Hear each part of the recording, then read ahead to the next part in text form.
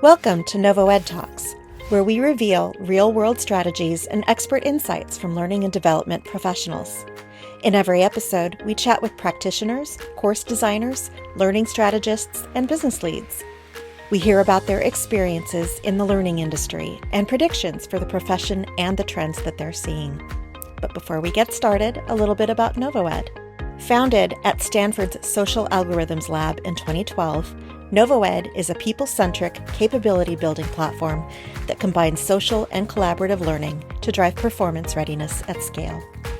Through cohort-based experiences centered around human interaction, NovoEd taps into collective wisdom, placing each learner at the center of perspective, application, and expertise. Large enterprises such as 3M, GE, Marriott International, and Nestle partner with NovoEd to accelerate their critical initiatives, reconnect teams, and achieve rapid alignment through learning that is felt, experienced, and swiftly transformed into impact. Now, let's meet our guest for today's episode. Hello, everyone, and welcome to the NovoEDTalks podcast, a space for training trailblazers to get real.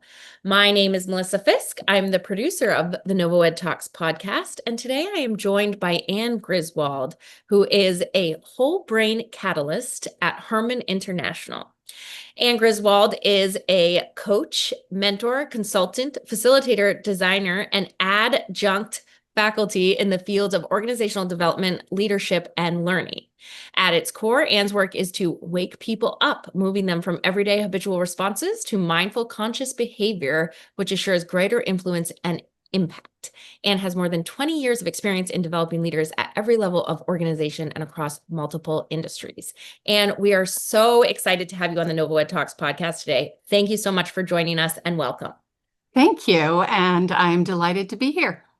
Awesome. Well, why don't you start by just kind of introducing yourself, talking about your role and your company. I'm sure our listeners are very excited to hear what whole brain catalyst means. A whole brain catalyst is a wonderful role. And I think a lot of learning and development specialists, people who work with people would love to do that. Herrmann International is an organization that's been around for about 40 years. We are best known for our HBDI, whole brain dominance instrument assessment.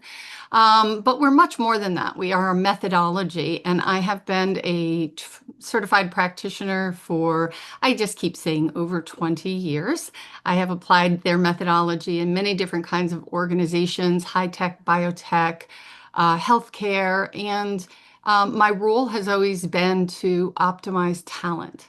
So whether we're doing leadership development programs and rollouts, whether we're doing a huge project management rollout for a new product, whether we're trying to scale or merge companies. So we use this methodology as a way of creating personal awareness and awareness of others. How do we understand each other? So it's a cognitive diversity tool and methodology, and we have an assessment that goes with it. So we use it across the board and in many, many different ways.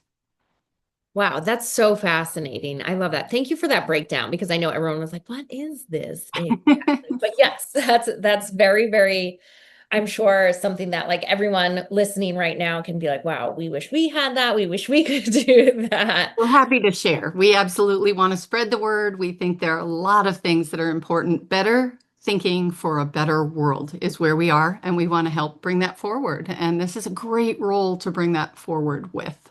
I love that. I absolutely love that. Why don't you talk a little bit about kind of, who your learners are that you oversee and like what challenges they face? Oh, man, big population.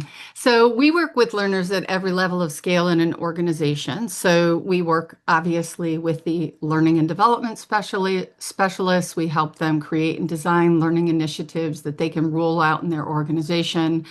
We work with HR, who uses whole brain thinking as a way of bringing teams together, as a way of doing mentoring or coaching with different people in the organization.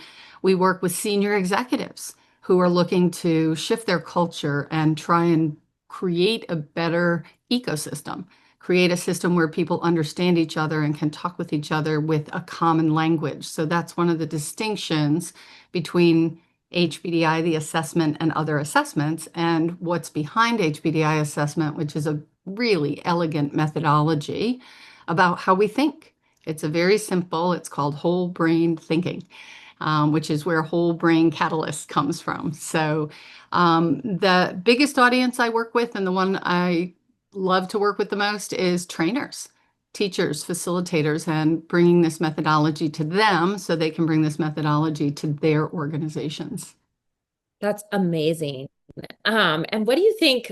And you're working with, gosh, like you said, a big population there. But what are some of the biggest like workforce development challenges you see in the work that you're doing, and how do you kind of suggest folks approach them? Yeah, Melissa, it's very similar to what many of your people that are already talking about this say. It's we're working in hybrid, we're working remote, we have combinations, we have huge global companies, we have in talent right now, keeping talent, developing talent, being the talent in a volatile workplace is all hard. So really it gets back to who am I? What am I here to do? And how do I do it best for me? But then how do I do that with everyone else that's here in their own chaos? So those are the bigger challenges. It's talent. It's really optimizing your talent. Many organizations are so busy reducing the scale of their work because the economy's crazy. And that's when learning and development and HR functions usually get hit really, really hard. So how do we work with that and do our best to bring what we know forward, which is people need people. They need each other to learn from and learn with. How do we create those systems and conversations? Yeah, absolutely. And I think there's something that we'll get into, I'm sure, later in the episode here, but something that I think is really cool right now is the intersection of like bringing people closer together as well as like the rapid advancements of technology that is AI like, and technology, absolutely. so I'm sure we'll get more into that, soon, but I love that, you're really highlighting that in your work and focusing on that. You mentioned this a little bit, given the times that we're kind of in, and as, skill sets needed for success are continuously evolving, what strategies do you suggest teams use to kind of make sure that their workforce remains adaptable and prepared? Yeah, this is such a rich, rich question. And at Herman, what we use is our methodology and the language of our methodology to bring things forward. So the skill sets needed, and that to me, when I coach leaders and do leadership development, the most important skill set, and people always give you lists of 4, 8, 10, 12, 50. Oh, I know 64 skill sets for good leadership. There's one, in my opinion, that's really necessary and at the top of the list right now, and that's agility. How do I move with the rapid changes, the change in people, the change in my business? Oh, I got moved to a different department. Oh, we're merging with another company. How do I do that? Really? Yeah. And that being agile is two parts. I need to understand myself. How am I going to respond to that change? And I need to understand others. So with our methodology, which is whole brain thinking, and people can look it up, there's imagine a circle, right? We have a whole brain. And if you divide it into 4 different quadrants as a metaphor, there's the right preferences, which are people that are typically divergent thinkers. There's the left preferences, which are convergent thinkers. There's an upper category, which is people that are more abstract in their thinking preferences, and a concrete. We all use all of them. What we're measuring is to what degree you use them. And so if we have wholeness and I have a preference for being divergent, there are going to be times where I'm going to have to be convergent. How do I do that? So this is a roadmap to help me get there. There are going to be times where I need to be more strategic, but I really prefer to be pragmatic, right? How do I get there? So it gives us a framework and a language for moving from one place to another. So that really at the heart of everything is being agile. Where am I now? Where do I need to be? Absolutely. I love that. I love this concept of whole brain thinking. I think anyone can take it and apply Yeah. it to Yeah. anything that they're doing, really, in any situation, especially with working with other people, right? Like Yeah. just like how do we kind of work with one another in certain situations given what's happening. It's great. How do you suggest maybe using this kind of whole brain thinking? How do you suggest teams stay or stay on top of skills gaps and like measure skills gaps, and then stay agile in kind of a changing workforce? That's a big question. I think it has a lot of answers there, Melissa. I think the first set, stay on continuous learning. We always, in traditional business, have made everything about a competence. You need to Mhm. be competence, and I want to see your financial competence or your project management competence or your time management competence, or you're not a good communicator or things like that. And those are all okay. Yes, that's feedback, but it's not helpful in terms of my own development. In terms of my own development, we're learning every day. How can we optimize that? And at the heart of the matter, and in the work that I've done over decades, it's always in a conversation. Always. The Yeah. heart of it is a conversation. So if I have a skill gap and you're observing that of me, you're my manager, Melissa, and you say, "Oh, Anne, you're falling behind on your deadlines. I really need you to show up on time. How do you fix my skill gap?" Well, traditionally, you send me off to a project management class. Not really helpful, especially if that's not my preference. Yeah. But what you could do is you could actually talk with me from this lens and say, "Anne, I understand you have these preferences over here with people and big ideas. How can we work together to assure that you meet your deadlines?" That's a Mhm. conversation. Yeah. And then we co-create a solution. So now we're building trust and working together in a way that we actually want people to work together individually and on teams. So it's always about the conversation and having a safe way to have that conversation. That's incredible. I love that. And it's such a, simple kind of shift in how we're approaching the problem, right? But I think so impactful. So that's awesome. Yeah, we talk a lot about stop and think. Yeah. I'm out. Where are you? Where do you need to show up? What do you want to do or say? Is it what's needed now to help develop a skill? Is it what's needed now to tone in and make the team work more efficiently? Yeah, absolutely. Now, do you have maybe, scalable way that you kind of measure or suggest folks like how they measure the effectiveness of programs and if there's any like core KPIs they can track? Or do you always kind of bring it back to like the conversation piece? We would never be in business if we only talked about the conversation. I just think that's the most important part. So we have constant conversations about measuring success of people and learning and growth. And it's a challenge. Everyone in the learning industry knows. Thank you, Kirkpatrick, and all the people who have done any kind of learning measures. Um, yes, there are ways to quantify, which is what our, top leadership team wants us to give the KPI and the ROI on the impact of this. And we can quantify it. You can talk about how many people were served. You can talk about and watch a team over time and see if their productivity's increased. We have had organizations who have looked at the effectiveness of their team over time based on the outputs that they're working on. And we've had projects that we've run where the project design team had a launch date of 18 months out, and they finished the project in 14 months.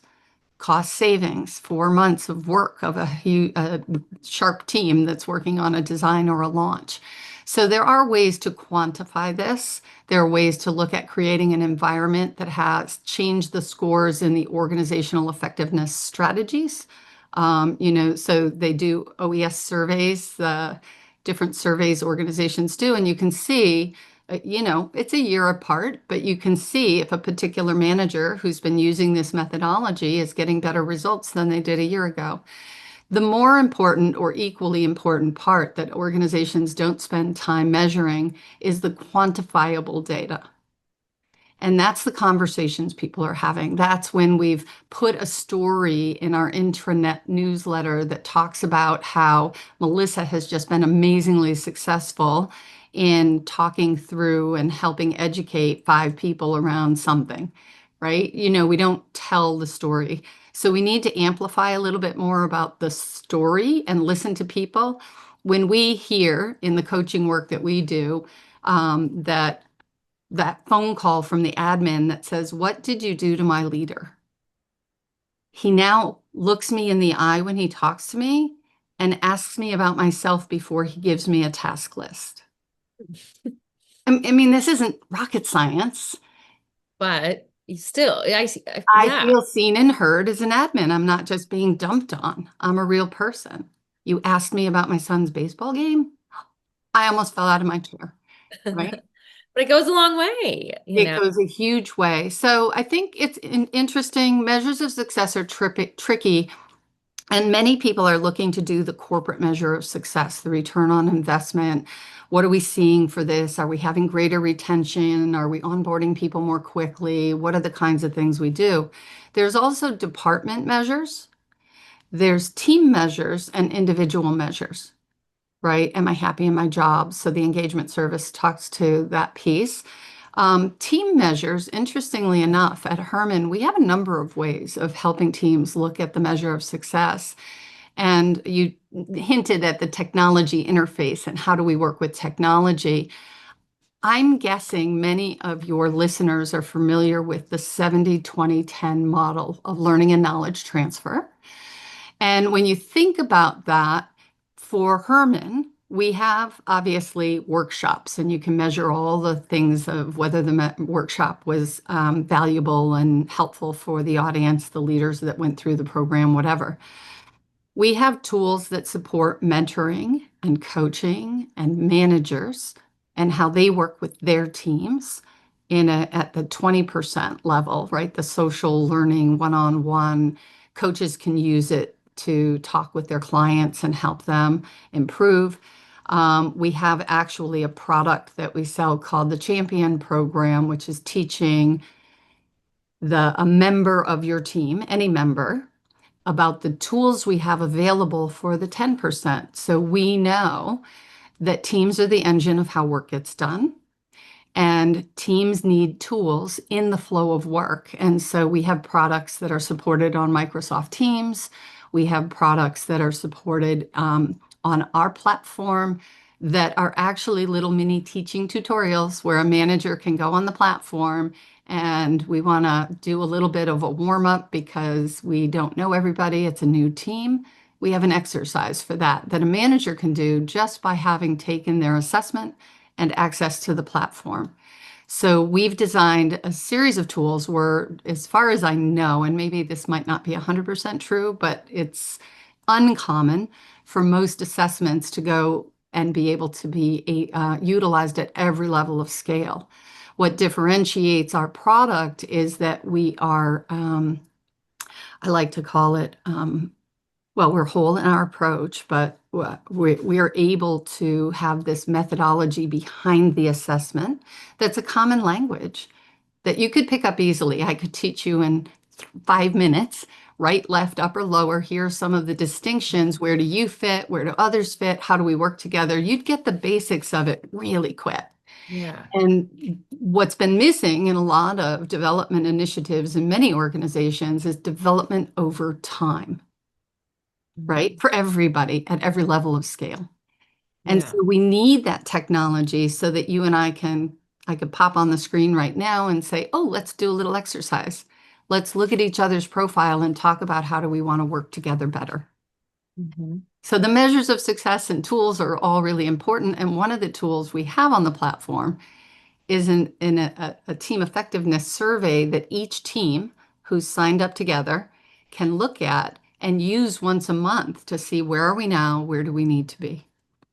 Wow, that's awesome and so Lots of great. levels of scale. Yeah, I love that, and really approaching it in a lot of different ways. So that's great. Do you have a successful kind of case study or example of, either an L&D initiative or a mentoring initiative, that you've been a part of that has significantly kind of like you've been able to very easily point to the impact that it's had?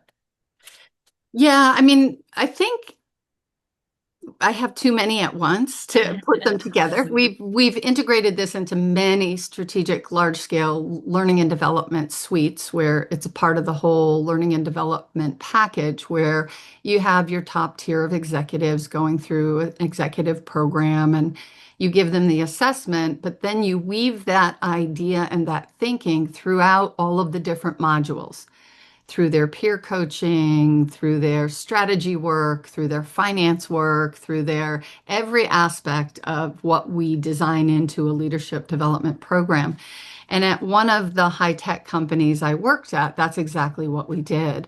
So we created and designed a leadership development program, which was like many. It was 6 months long, I think. We met once a month face to face, and then we had interim coaching. And one of their major projects was to return money to the business, right? So part of the project that they were introduced to at the beginning of the process was something that they worked with a cohort to do in between each of the monthly sessions. And they all had to return money to the business. And they did. They found ways of using the working together, the communication, the project management skills, all the things we designed into it, and the language of whole brain thinking as that common thread to improve business results. So we had one department, one of the sets of managers was working on an initiative around saving money in mailing and shipping. And they managed to return $200,000 to the business just by talking together and working on this project. Wow. That's a Yeah. win, I'd say. Yeah, and that was only one of 20 participants. Everybody had something that they returned to the business. Wow, that's awesome. So cool. I love that. That's like a very, very, very unique kind of success story, but I love that. Yeah, the tricky part of it, Melissa, and this has been implied in a couple of pieces, is how do you keep it alive? How do you continue to embed Yeah. it beyond the leadership development program? And this is where we really try to leverage doing more teams. So each leader then has access, everyone that went through the leadership program has access to this to roll this out to their team. Yeah. And from that teamwork, they have access to the tools that are then available online and 24/7 that they can use. That's great. That's great. So, and then they're bought into it because they've gone through the program and it makes it very easy for them to sell it and Yeah, they've had a positive yeah. experience and seen how it helped them accelerate to be more efficient, to be more effective in how we work together. All of those things are like, okay, yeah, I want to bring this to my team. Yeah. Yeah, absolutely. And my next question, and we've been talking about it, throughout the whole interview, but, talking about technology and the role it plays like in your programs, you've mentioned you utilize like Microsoft Teams and have different tools in that. What kind of tools do you like are your go-to kind of like tools and platforms that you leverage to kind of enhance your learning and development experiences? Yeah, we definitely have integrated our methodology into things like Microsoft Teams. So that's one. But we have our own platform and Right. system that we have built our tools upon, and we use that. We also have an app. So if anyone's walking around with their phone and wants to share a version of their profile with their friends while they're out at dinner or something, they can do that. So there are lots of ways to use the different tools.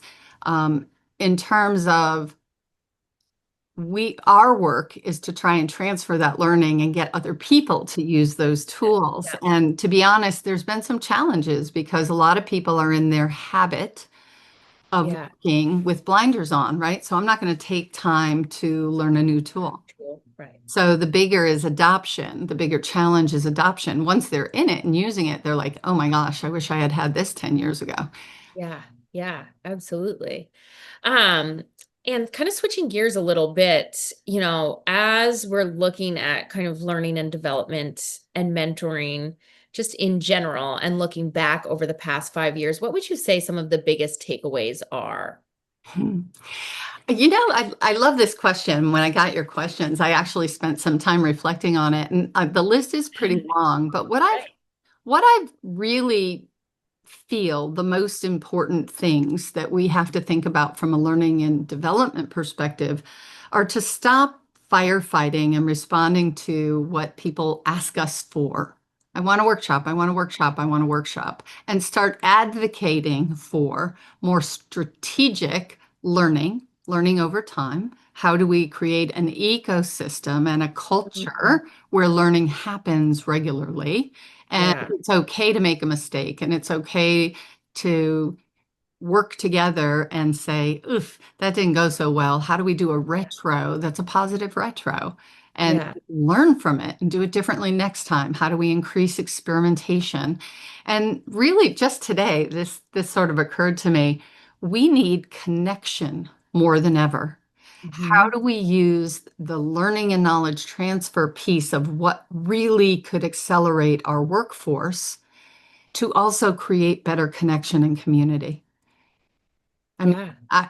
I love learning. Learning is a great forum, but it has been traditionally set up as a workshop or an event, which isn't bad, but it's only 10% of where real learning and knowledge transfer happens. And when Yeah. I think about the external challenges that we're facing right now, some of the most difficult pieces of that are people feel isolated and alone and don't trust each other. Yeah. And learning can play a huge role. I mean, uh, Yeah. our job's ready to rise to the top. We need to Yes. really show our stuff and use our voices and amplify the importance of getting people together and Yeah. making situations where we can co-create and learn together and make mistakes and have some fun. Yeah, no, absolutely. I couldn't agree with that more.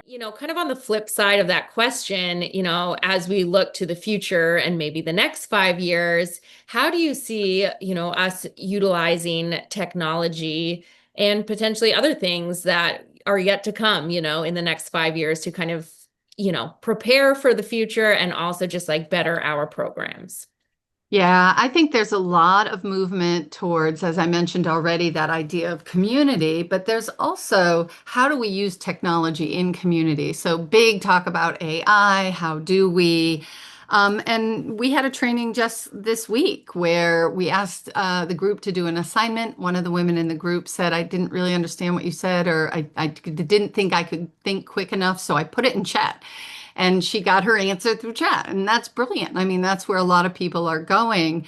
And what we want to do is help people understand the interface of what is the value of people, what is the value of technology, and how do we work together on those two edges. So we do have a product we are currently very close to launching that is an AI interface with our methodology, which will also be very exciting.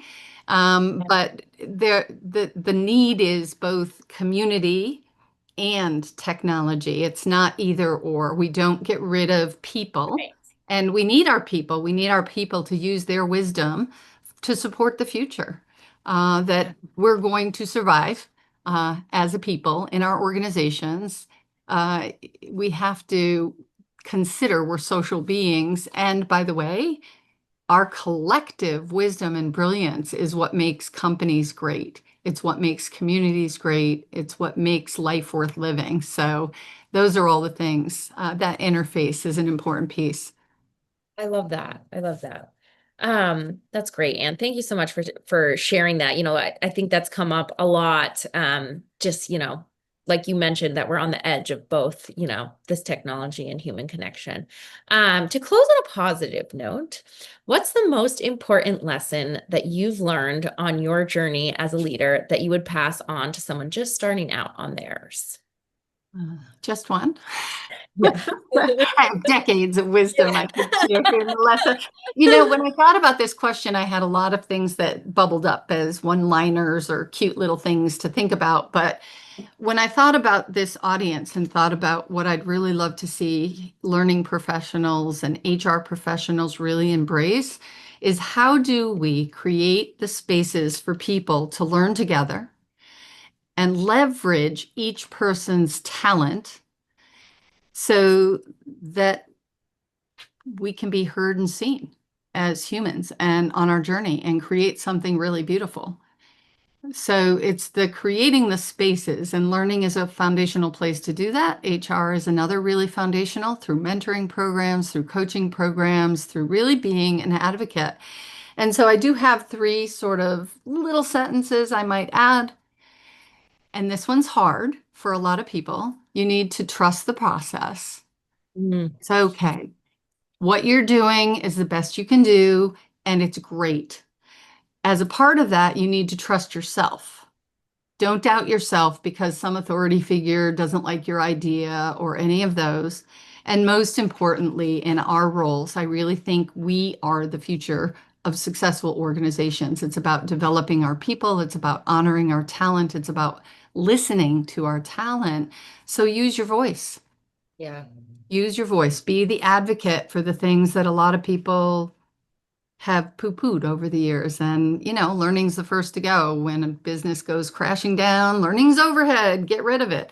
Do not get rid of learning and advocate for your space. Find ways to move in the world where we can learn together so we can create a better world as we go forward.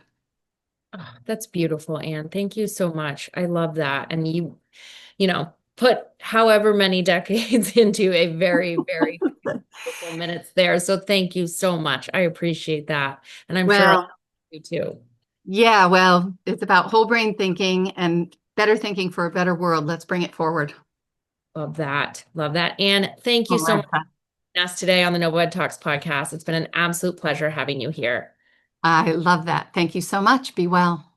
Thank you. And thank you to our listeners for tuning in to another episode of the NovoEDTalks podcast.